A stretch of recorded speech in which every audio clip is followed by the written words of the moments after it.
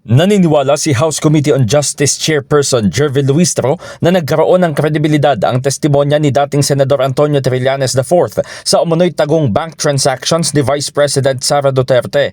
Ito'y nang tumugma ang 19 na entry sa record ng Anti-Money Laundering Council o AMLAC sa parehong mga petsa at halaga.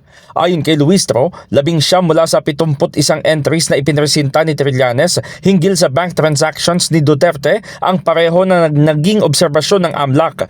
Pinagtibayan niya nito ang mga aligasyon sa 2 impeachment complaints kaya sa pamamagitan ng mga ebidensya napatunayan na may basehan ang mga ito.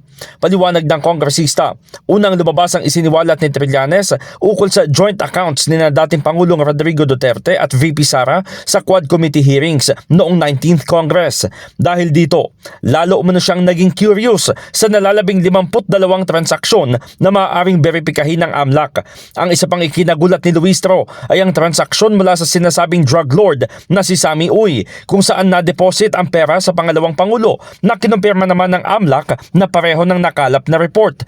Mababatid sa mga dokumentong natanggap ni Trillanes, ipinakita sa bank records ng mga Duterte ang 2.3 billion pesos na cash flows sa joint accounts at ang 181 million pesos na ibinigay di umano ni Uy sa kanilang pamilya.